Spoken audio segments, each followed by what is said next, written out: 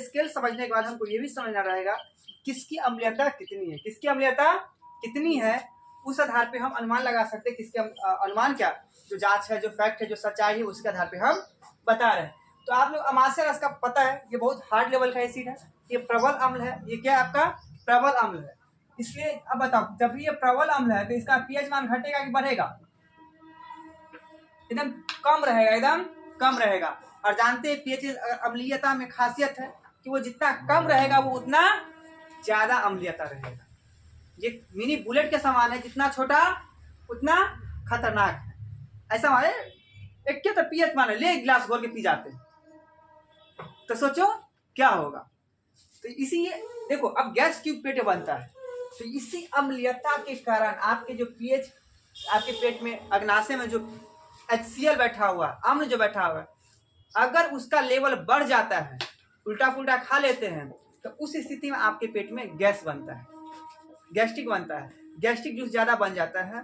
और इसी को उदासीन करने के लिए हम लोग इनो का यूज करते हैं। किसका? इनो का।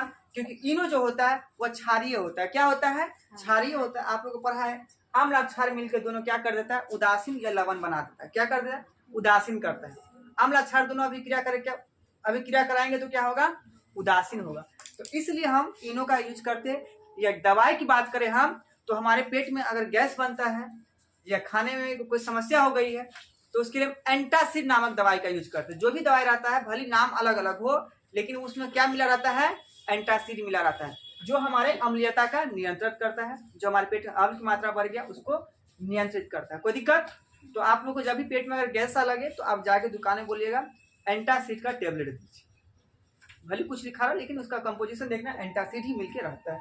उसके बाद देखो नींबू, घर में सभी ट्राई किए होंगे, घर में सभी ट्राई किए होंगे। नींबू का पीएच मान कितना? 2.5 है। तो इसका मतलब क्या है? एक गिलास नींबू गारे निचोड़ के पी जाए, सोचो अगर पी लेगा तो क्या मजा है। तो जितना ये कम रहेगा ये उतना खतरनाक रहेगा। नींबू सब टेस्ट किए होंगे, नींबू का पीएच मान 2.5। सिरका, विनेगर सब टेस्ट किए होंगे। 3 पॉइंट।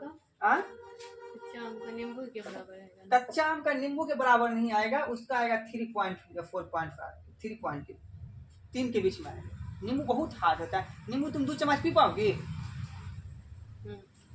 सिर्फ नींबू गार के दिया जाए आधा गिलास या 2 चम्मच, लेकिन आम तुम 2-3 बार आराम से खा लेती हो। इसलिए उसका क्या चला जाएगा? आपका सिरका तक चला जाएगा 3 पॉइंट। ठीक है। तो अब पसीना का 4.5। पसीना भी कोई टेस्ट किया होगा? सब टेस्ट किया? ऐसे ऐसे आ रहा पसीना? पसीना ही नहीं आया, बहुत अच्छी बात। तो पसीना का पीएच मान 4.5। टमाटर सब खाया होगा, कोई खा के भी आया होगा। उस टमाटर का पीएच वैल्यू कितना होता है? 4.1 होता है। टमाटर का पीएच मान 4.1।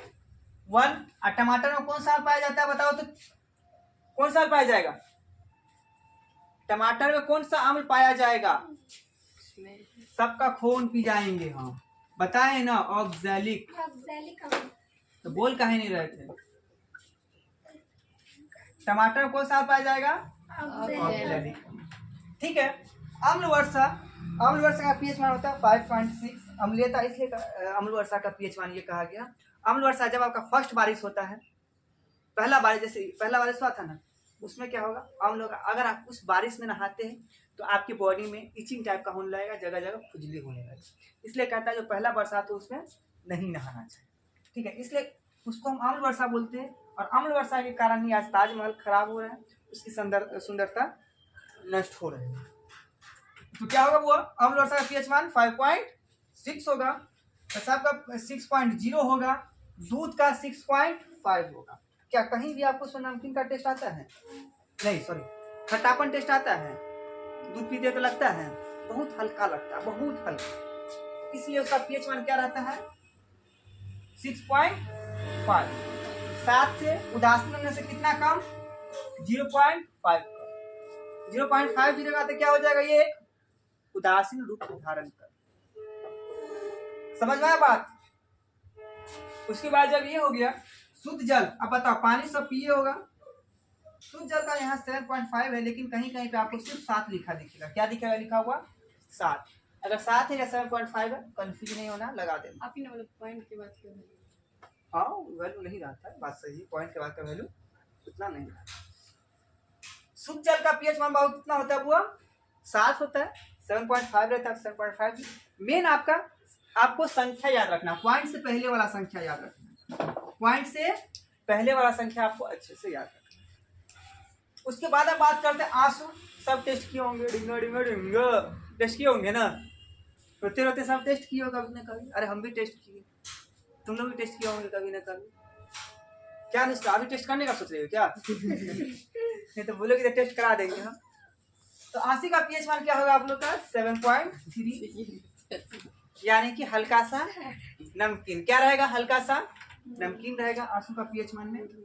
Milk of magnesia, milk of magnesia का पीएच मान 10.5 है। चूना जल देखियो जिसको बोलते हैं कैल्शियम कार्बोनेट, चूना जल का कितना 11 पॉइंट। अंत है आखिरी है सोडियम हाइड्रोक्साइड, सोडियम हाइड्रोक्साइड जिसकी पीएच वैल्यू कितना है 14। अंत है, खत्म है, अंतिम है उसका पीएच वैल्यू। अब हम जानेंगे, जब ये समझ गए बाबू इसको भी अच्छे से याद कर लो। मोस्ट बीबीआई है, मोस्ट बीबीआई है। एक बार जल्दी से देखो, अमाशय रस में कितना 1.0, साथ में बोलना है। नींबू में 2.5, सिरका में 3.0, पसीना में 4.5, टमाटर में 4.1, आम्ल वर्षा में 5.6, पेशाब में 6.0, दूध में 6.5, शुद्ध जल में 7.5, आंसू में 7.3, मिल्क ऑफ मैग्नीशिया में 10.5, चूना जल में 11.0, और सोडियम हाइड्रोक्साइड में 14. चलो वेल डन। तो इसको भी याद कर ले। अब देखो इसमें कुछ इंपॉर्टेंट है, अगर इतना नहीं याद रहे लेकिन कुछ जो बता देते हैं आप उसको याद कर लीजिएगा। जैसे कि अमाशय रस ये बीबीआई है, नींबू पूछता है, टमाटर पूछता है, शुद्ध जल सबको याद रहता है। ये जितना टिकी है ना वो ये काफी इंपॉर्टेंट। ये जो 3-4 में जो टिकी है ये 4 अच्छे से याद होना चाहिए। एक सेब, कहाँ भाई सेब छिपा हुआ है? और सॉरी सेब तो उसमें था ना, वो अलग में। तो सेब का भी याद रखिएगा, ये इतना इम्पोर्टेंट है। ये 4 या कि क्या रही है नोट डाउन कर जल्दी से। अब हम समझेंगे प्रबल अम्ल क्या होता है, दुर्बल अम्ल क्या होता है। प्रबल और दुर्बल अम्ल के बारे में हम समझेंगे।